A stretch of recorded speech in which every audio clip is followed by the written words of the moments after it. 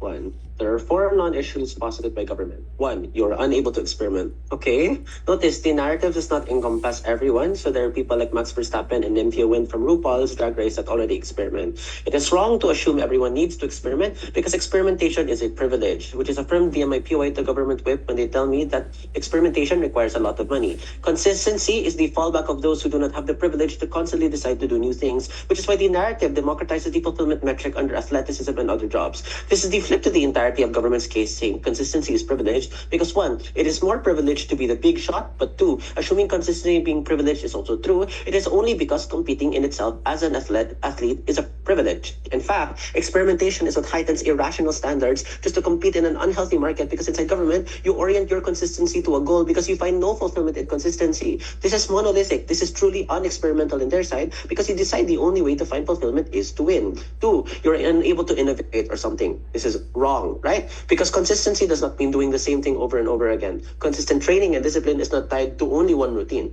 The best example of this is the plethora of different debate motions and the consistency of debate training. There's always a different thinking process for every debate motion, but the consistency is me consistently debating. This means innovating and exploring is more guaranteed when you keep understanding different scenarios and adapting via consistent training. This exploration still exists and is better because instead of consistently wanting to win, I consistently train, which is the true innovation, not any hypothetical inside government. Thirdly, you do not properly understand wins or losses. Again, I don't understand why this is bad. Panel, we say this is okay because we do not need people to monolithize and idealize wins and losses as the only thing that matters. It's very important because it is the narrative of consistency that allows people to find fulfillment under being consistent without being the best or most talented individual. This means even if we do not understand wins or losses at the worst case, we say this comes with the democratization of representation from just who usually wins and who is admirable in the competition at the very end of the day. Four, we equate hard work as success, the overarching discussion from their side. This is not bad, panel. This is the point. The fallback for so many individuals to attain success anyway is to try to work hard, which is why this narrative is necessary, because it allows for the recognition of that hard work to become good, because it's a narrative, it's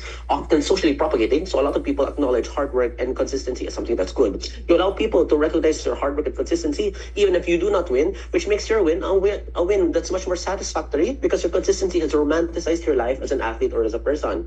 It allows people to be driven to a win because it doesn't just throw away hard work and makes hard work a market of representation anyway, rather than the means towards a goal, which is winning. This is the entirety of PM's case that is ultimately rebutted. The only harm they're able to talk about is that it destroys the athlete and now you hate your parents or whatever. Very strategic on DPM and government whip to try to diminish this because this doesn't make any sense, because it's unreasonable. If you will end up hating your parents and losing your friends, it's probably because of an individual attitude and it's not necessarily derived from the narrative of consistency.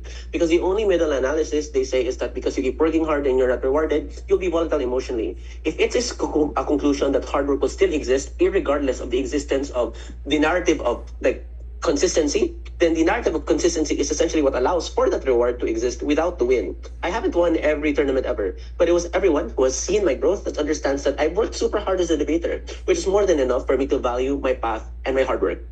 So possibly, that narrative of consistency has made my family love me for my hard work already. This is what made the narrative so rewarding for the underprivileged and poor, because these are the people I care about, and it means that we do not need to find and orient our metric of fulfillment to the grand and opulent. This is what the narrative of consistency has done, because as it democratizes the mechanism of fulfillment, it also allows people to feel content with lower metrics, which is the entirety of ELO in the ELO's case, which is more accessible and allows for competitive recognition to diversify, meaning I do not have to constantly look for wins or have to constantly look for grandiose amounts of recognition. Because in your side, when wins and recognition are the only things you care about due to the lack of the narrative, which is supposed to be true because you still have to engage that this is a macro lens, then that is the reason why when you go to the real world, you seek for a win instead of seek for the consistency within your own life.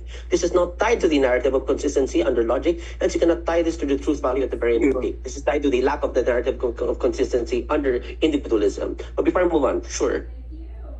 The problem with the narrative of consistency is that it does not holistically go ahead and engage with the fact about consistency that you say that my growth is going to make me feel happy because of the negative connotation that it is going to have with regards to failure and success metrics established. This is what I told about in the PM speech itself as well. Engage.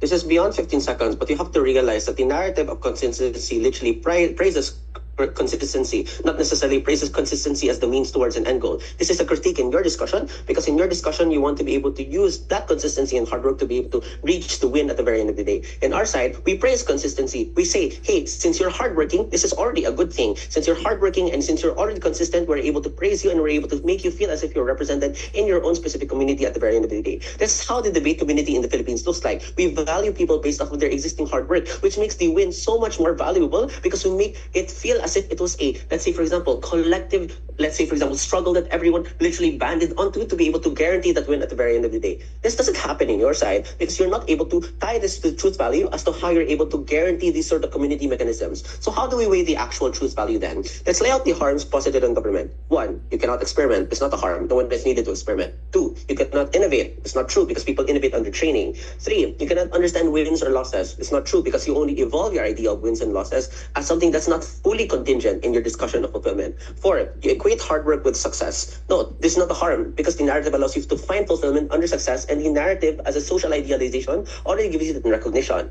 5, it's privileged. This is unexclusive, since privilege happens regardless of if you are consistent or not. In fact, it is side up that allows poorer and marginalized individuals to believe they can do it too and get recognized for this specific metric. 6, it skews people and exploits them.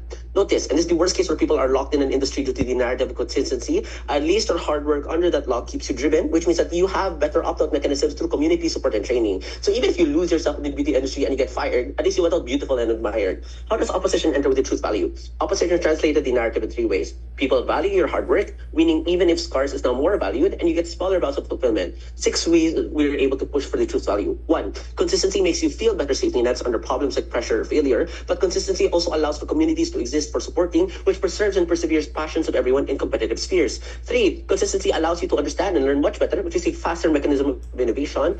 4, consistency does not need grand and opulent improvements, so each interval now matters, which is now a much better safety net for fulfillment. 5, you do not need to win to be seen or heard, which is the biggest accessibility metric for recognition. And 6, it liberates them by allowing them to finish not just as winners but as perseverers. It's the most overarching benefit. On weighing, it's clear that the consistency is a narrative was a drive for people to work. Even if people fall in failure, it is the fact they tried, which is why they failed, and the action of working itself makes the failure functional as a fulfillment mechanism. This weighing only exists inside opposition, which is the true burden that PM forgets because all they do is prove a harm, not prove why it's more harmful than good. So panel, my consistency has made me realize that my work did not need wins to be valued. That is the beauty of the narrative of consistency and why I'm able to be proud to oppose.